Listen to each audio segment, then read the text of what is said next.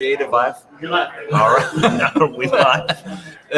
You know, it Exploding brain. never really gets old of Canopy team, and especially me going live at times where I'm just saying things that, are not super conducive to that. So anyways, welcome everyone to part 2 of Kentucky Gives Day with Team Canopy.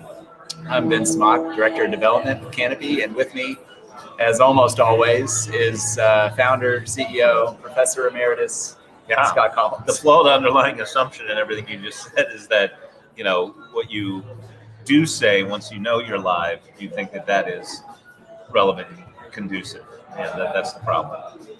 Well, anyways. That's it? That's all you have is anyways? Golly. So we are here at TEN20. TEN20 is a brewery that opened up, sometime during 2020. So during the pandemic, and have a nice beer that I'm enjoying right now. And their whole model, bringing people together for good. And so we love to see that at Canopy. Anytime a business is publicly stating that their purpose is not just to, make good beer, but it's to bring people together for good causes, to support the communities in which they operate, to be a welcoming place, to just really be a good steward of Louisville, and especially here in Butchertown, which is where TEN20 is located. So here's hoping also that we don't sound like chipmunks this time. Yeah, we did this morning. For those of you who tuned in this morning, Scott and I basically had like Alvin and Simon. You're definitely Simon. Yeah. Definitely. On top of their people-oriented work here at TEN20, they have outstanding beer. So it's the proverbial win-win. The proverbial win-win. You do have to deliver a good product or service. That's right. So people come here for good beer and they stick around because there's extra goodness. And the lemonade's pretty good too. The lemonade's doing good too. And so Scott's doing a dry May. So good for you. Yep. Sticking to it, even though the beer smells amazing. I have to start working on this COVID expansion project that happened. Otherwise I got to buy all new pants. Fair enough. Yeah. So I know a lot of us are probably in that same boat. Yeah. COVID's been a weird year. I feel like my boat's bigger than most, though. Well, yeah. Yeah. Thanks, Ben. Just trying to be supportive. You got this, I appreciate that. So we are back. This is round 2 of Canopy's live streams on that's not right. Kentucky Gives Day. One of those days. Giving in Kentucky, all in one word. And we have decided to up the goal. So we blew past our $2,500 fundraising goal earlier today. Thank you to Emergence Law, and thank you to Carlos specifically for contributing to me. So that Scott has to do karaoke. Now we're gonna take that one offline. There's an ongoing debate about who's gonna have to do karaoke. This is fake news. Ben was told by Carlos himself that the money that was donated went to me. So we need to further extend my lead. So please go to my page and make donations. Scott Collins, KOLOMS. Don't listen to this fellow over here. It's spelled COLOUMS. OU. Yeah, that's not right. How do I spell Collins? Yeah, I was going to say, you just made yourself look silly trying to be. Yeah. Spelling that out loud is tough. Anyways, we're just going to disregard that. So, we are here at TEN20. TEN20 is a letter of intent company. They have committed to going through the Canopy certification, and, Jim McGuire, who's one of the founders of TEN20, came to us early when he was starting his brewery, because he wants to have a positive impact on the communities in which he operates, and he wants to be a business that's a force for good. So we're very proud to have over 50 total letters of intent throughout Kentucky that are committing to going through the Canopy certification, that are committing to being part of this transformative movement in Kentucky. And so Jim's going to join us in a few minutes, but first, before he does, I want to offer Scott the space specifically. So your company, Facilities Management Services, is also a purpose-driven business that is committed to doing good in Kentucky and has been for quite some time. So talk to us a little bit about why you have been committed to doing good, and why FMS is committed to being Canopy certified. So our story was really about the idea that we, early on, when I took over the company from my father, I mean, the business model was essentially, hey, if we take care of people, the rest will follow. Not very sophisticated, but really the story of FMS is sort of how that became more and more intentional, and we became more sophisticated around that concept. And what we knew intuitively was that if you do take care of people and you put effort into that in the end you're going to win from a business perspective. But then as time went on, we really zeroed in on the idea that going and trying to do everything for everyone really limits your impact. Focusing and really narrowing your work around specific categories of impact increased the likelihood of us making real change occur. So when we narrowed down our focus to the physical and financial health of our people, and when we started really adopting programming that was directly aligned with those desired outcomes, is when we really started to see some amazing things happen. For example, here in the past month and a half, we've had 3 of our employees get home ownership for the first time through our Working Your Way Home program, which is a partnership with a number of different groups in our community.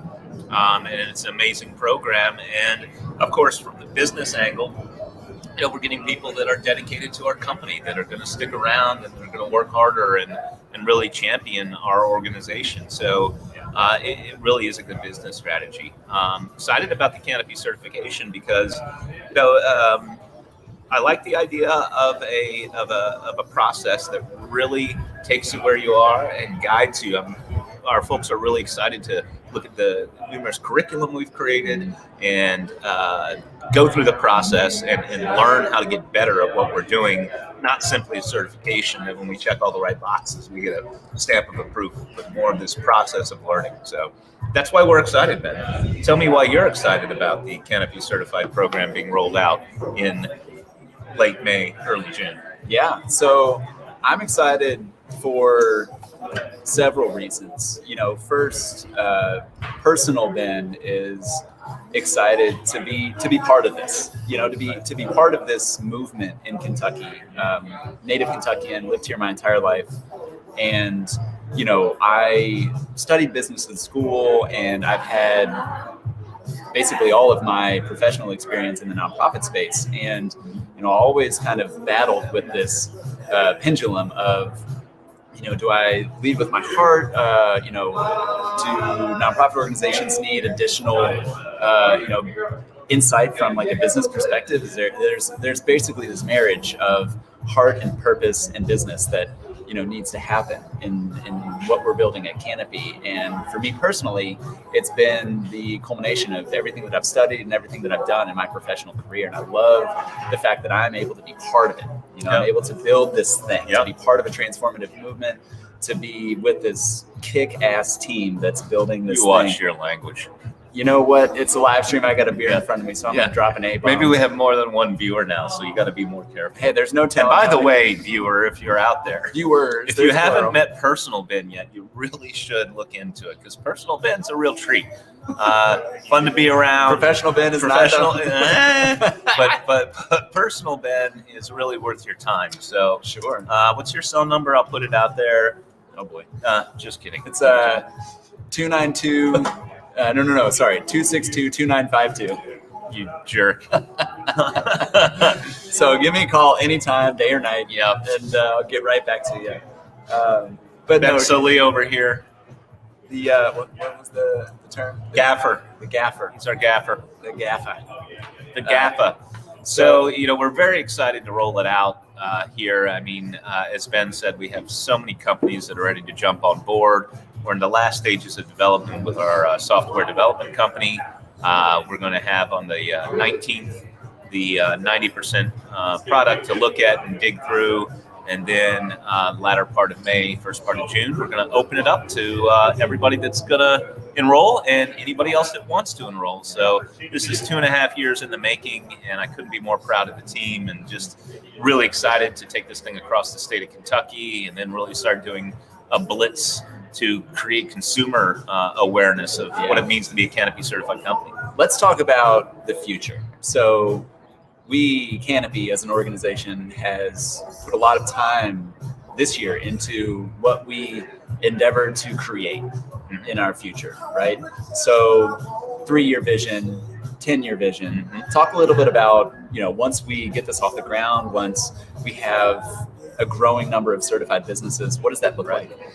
It looks like hundreds of companies across the state of Kentucky working hard to more fully incorporate, social and environmental good into their business model, to more fully become an employee-centered company, really taking care of their people, finding new ways to do that, creative, incorporating all of this work into their policies and procedures, really crystallizing it, and their leaders really grabbing on to this vision of this new way of doing business. And when we get all of that in play, then what we're really looking at is sort of creating this network of businesses to share their best practices. What is the best way to figure out your employee needs and develop programming and implement programming? What are the best ways to really positively affect maybe the neighborhood where your business is? What are the best ways to really deal with and try to incorporate true diversity within your organization?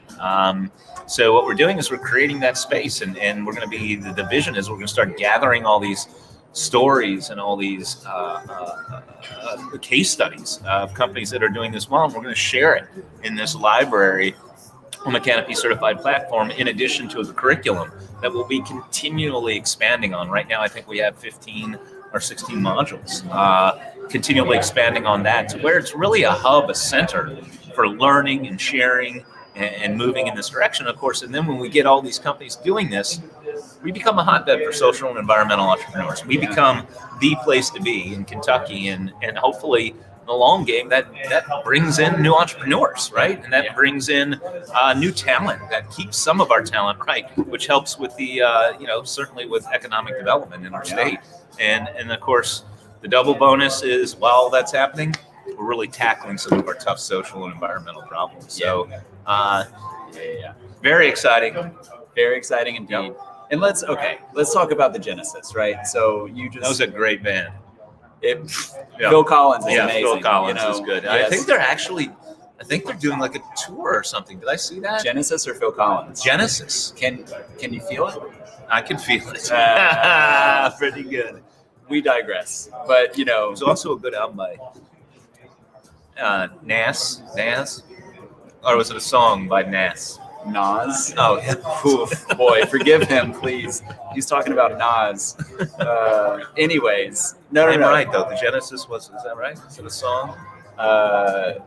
Don't remember specifically. Never mind. Anyways, but we digress. We sure do a lot. Genesis of Canopy, and you were talking about it. Positioning businesses to be more of a catalyst for social and environmental solutions, right? Because Kentucky as a state, ranks pretty poorly as it pertains to national metrics, whether it's economic opportunity, long-term fiscal stability, mental health. We don't appear in the top 10 of lists that are progressive and those that we want to be in the top 10 of, and so what if, right? What if we create this thing and Kentucky becomes this premier ecosystem for good business? And to your point, start to attract entrepreneurs, start to be attractive to, more and more investors and investments that, we see this moving from the fringe to the mainstream. So, you're a lifelong Kentuckian too. So, let's talk about why it's important for our state. What it will mean if Kentucky becomes first. Ben, it's obviously not the magic bullet, right? It's not going to solve all the things. That said, it can be a niche, and it can be a tool in the toolbox within these different spheres, frankly, that we're trying to collapse. The sphere of economic development and spheres of social issues and improving upon those, and of course environmental issues and improving upon those. So that's the idea. And I think we have a guest that we're going to bring over here right now. Sure this do. stuff happens in real time. We're really good at these transitions. So some of us are. So how are we going to do the seating here? We'll let Jim sit here. Okay. All right. Yeah. Let me just make sure that we can see everything. Here, we could scoot down this way a little bit too. Let's see. This is delayed a little bit. You all are great. So what I'm going to do is come over here. You can hear me, but you won't be able to see me. But you're the show, Jim. So Oh my gosh, It's the Jim Show. It's a lot of pressure. I don't know if I'm up for it. So I'll get it started. Would love for you both to kind of have a conversation. So I'll kick it off, and then Scott, you take it from there. Sure. So, Jim McGuire, founder, CEO of TEN20. So tell us a little bit about you and your brewery.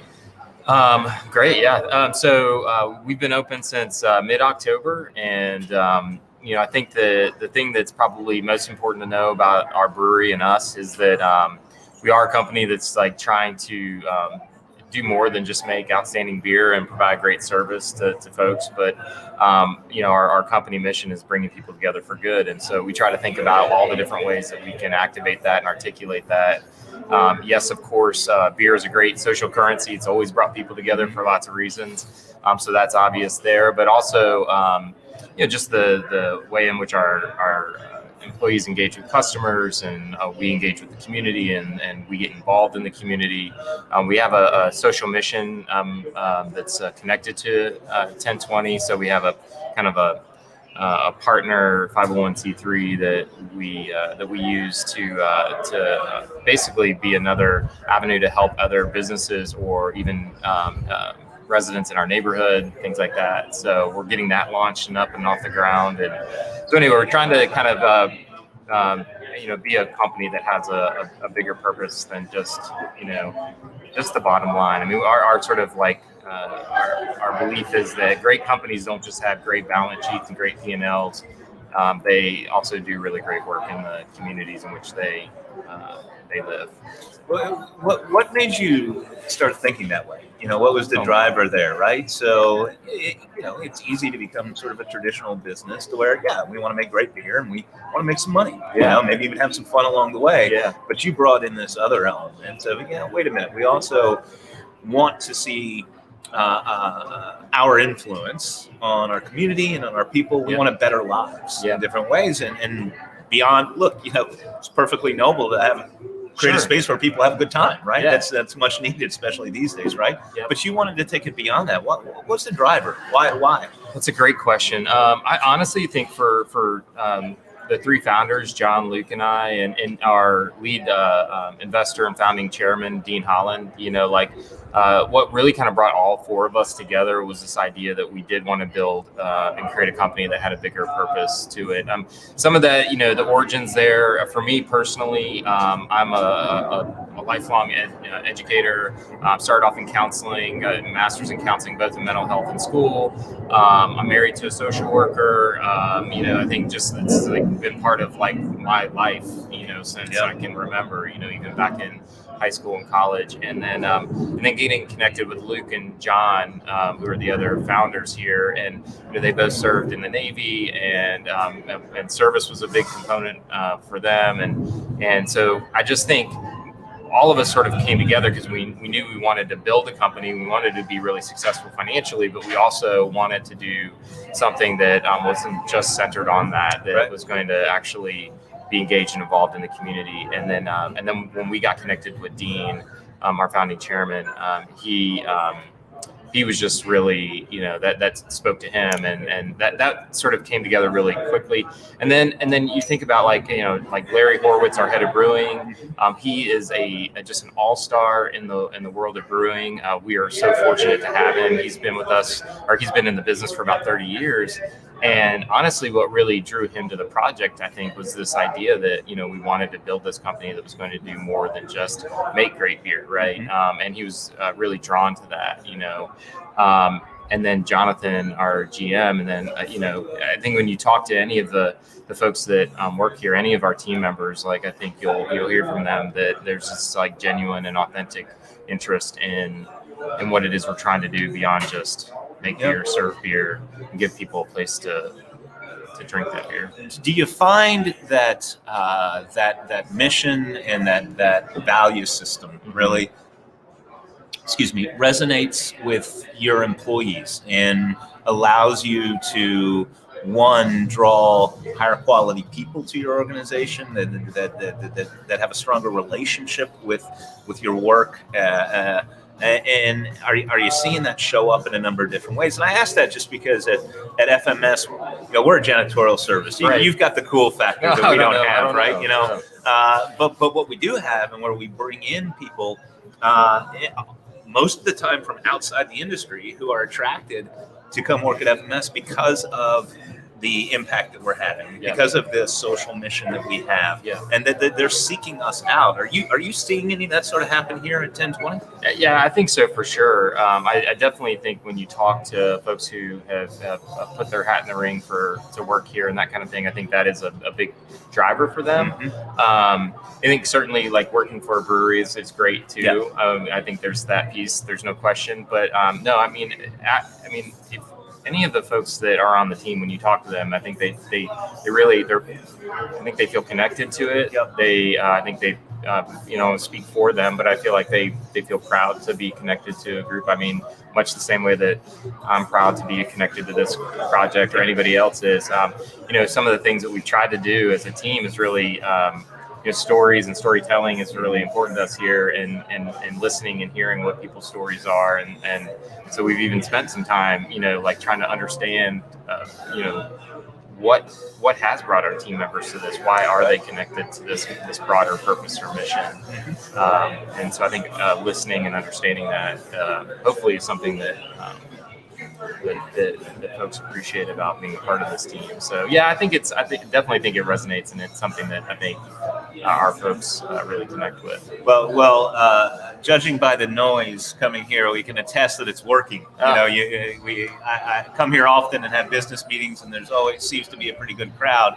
But help me out with something here, because this is one of the things that we're challenged with, and that is, when we go to a business owner that's maybe sort of sitting on the fence, like I'm seeing a little bit of the writing on the wall. I'm seeing that maybe some of the younger folks want to work for companies that are purpose-driven or have a mission, or I get that it's showing up in buy local movements, these sort of things. But really explain to me a business case. Like, why as a business owner should I think in this way? What help? And I know I'm putting you on the spot. I'm totally putting you on the spot. But what would your answer be to that? How would you make that sell to another business owner?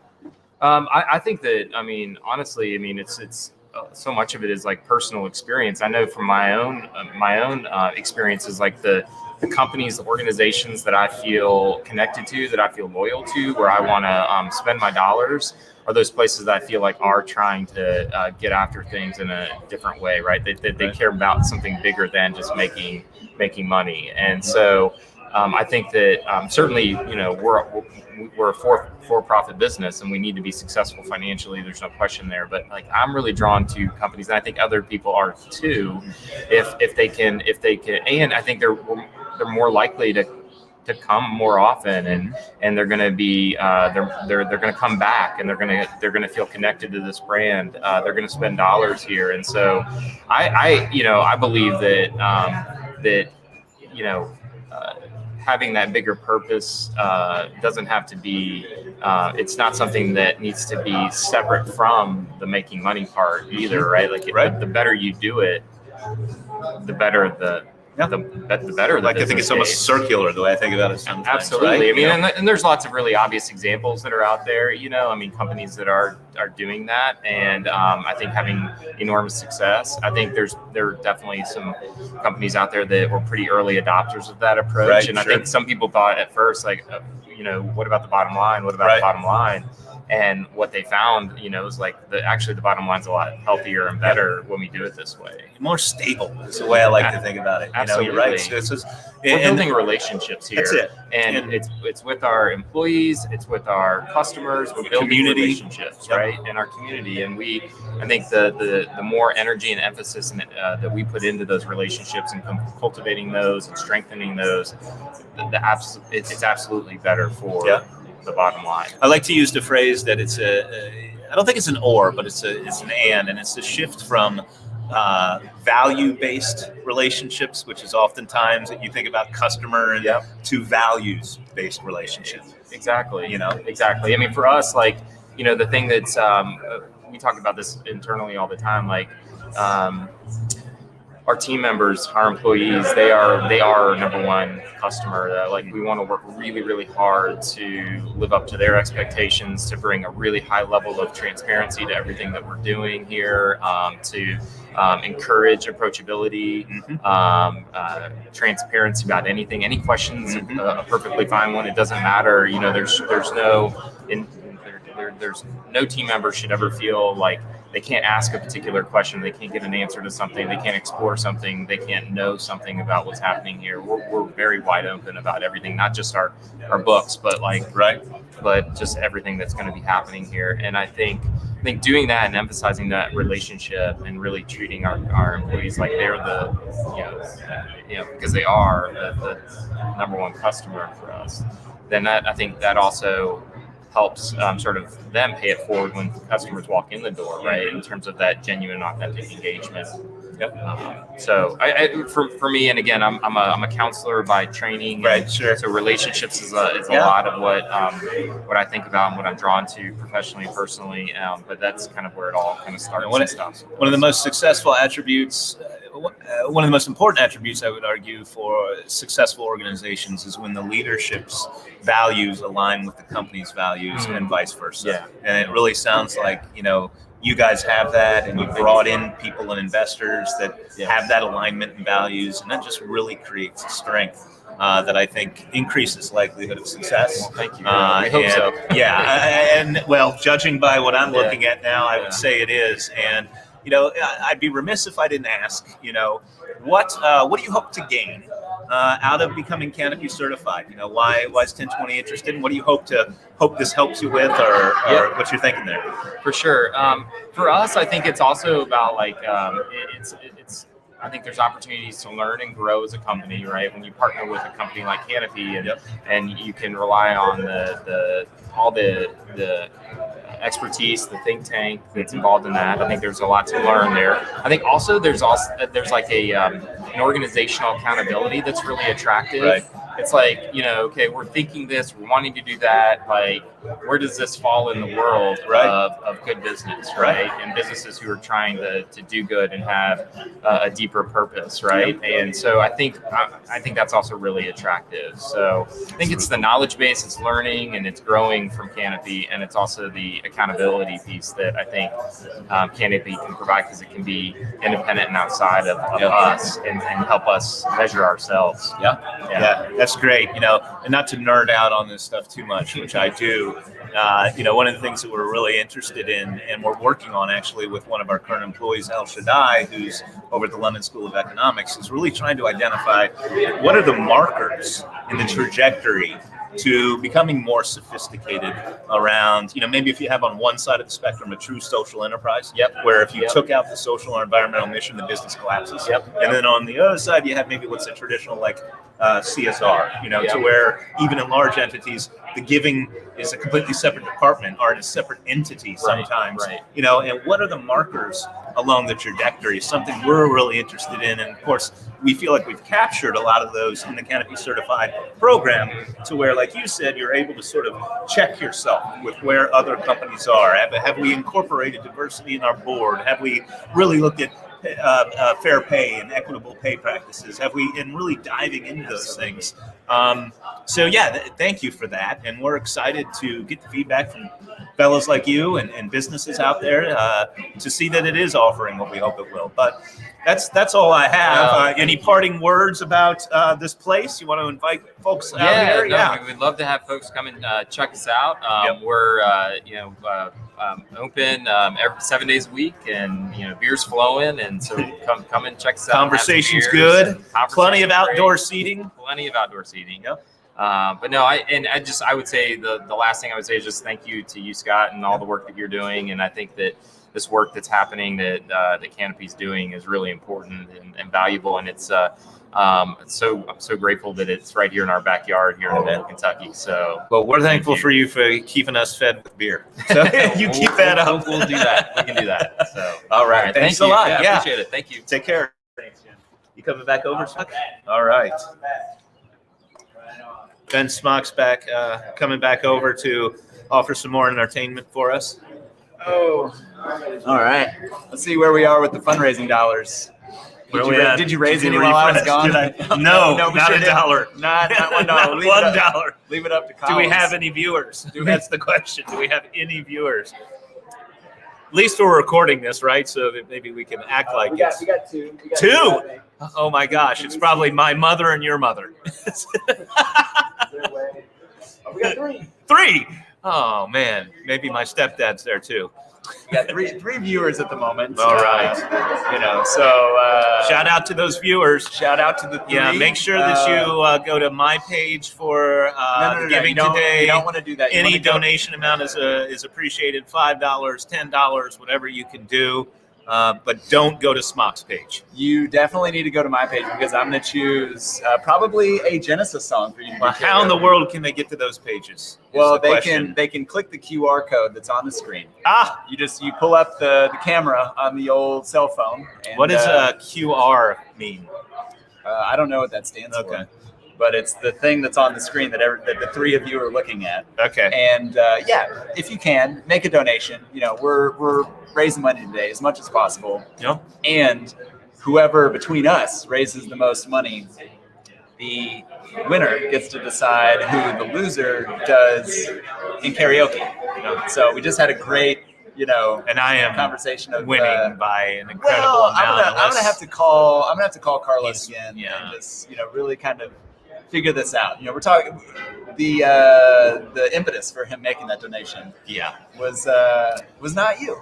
Yeah, in case anybody is buying into this crap, Carlos. Language. Well, you said worse than that. Carlos made it clear that he was putting the money in my camp. So, anyway, thanks for tuning in. It's a big day for us. Really excited about launching Canopy Certified, but I think we're going to wrap it up here. Our gaffers made it back over here, and we're going to say thanks for the three that were tuning in. High fives to you folks. High fives to those tuning in. Thank you, TEN20, for bringing people together for good and for hosting us today and for just always making great beer. Shout out to Interapt for our day sponsor. And we will see you all at 6 at Interapt for a live stream musical set with our very own gaffer, Mr. Ben Soli. Tune in. Gaffing it.